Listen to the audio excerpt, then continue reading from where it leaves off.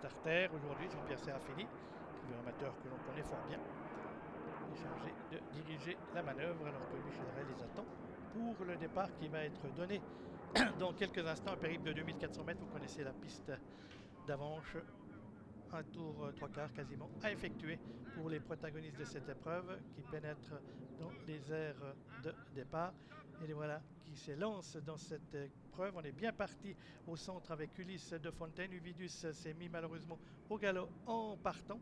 Uvidus qui a perdu de nombreuses longueurs. Tobouk de Perret côté corde. Le 6, Uvidus a été disqualifié. Le 6, Uvidus a été disqualifié. C'est Tobouk de Perret qui est en tête pour aborder le premier virage. On va retrouver dans son sillage le numéro 1, Elcador de Roman. On vient ensuite avec le 5, Marco Rosso, le numéro 4 qui tire Ulysse de Fontaine en quatrième position, suivi par Adios qui a assuré ses premiers mètres de course, le numéro 2. Les concurrents qui vont sortir du premier virage avec le numéro 3, Tobouk de Perret qui dirige les opérations à son extérieur, trotte le numéro 5, Farco Rosso. On est là plutôt côté corde avec Elcador de Roman qui précède le numéro 4, Ulysse de Fontaine. On vient en dernière position avec Adios dans ce quintet de tête puisque le numéro 6, Uvidus, a subi les foudres des juges aux allures.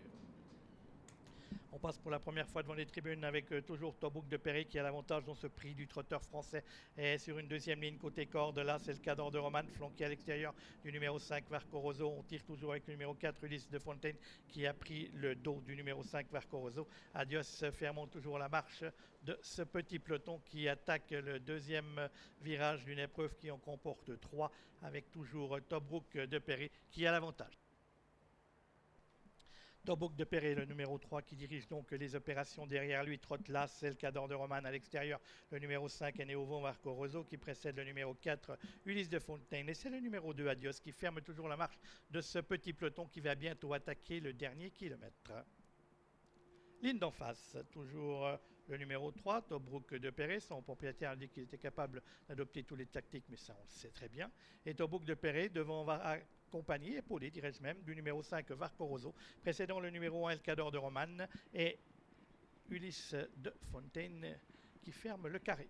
Ensuite, en cinquième position, le numéro 2, Adios. Et c'est dans cet ordre que l'on va attaquer le tournant final avec la course qui va s'accélérer, toujours sous la conduite du numéro 3, Tobouk de Perret, Varco Rosso à son extérieur, Elcador de Roman côté corde. On est là avec Ulysse de Fontaine, le numéro 4, et Adios qui attend son heure. Et voilà une incartade dans le tournant de Varco Rosso, incartade de Varco Rosso dans le tournant final, le numéro 5, Varco Rosso, qui a été disqualifié. Il ne reste plus que 4 chevaux en piste dans cette épreuve et on voit que le train s'est accéléré avec toujours en tête Tobouk de Perret qui va subir l'attaque d'Ulysse de Fontaine. Adios qui vient maintenant avec Elcador Norman qui lui tente de trouver l'ouverture.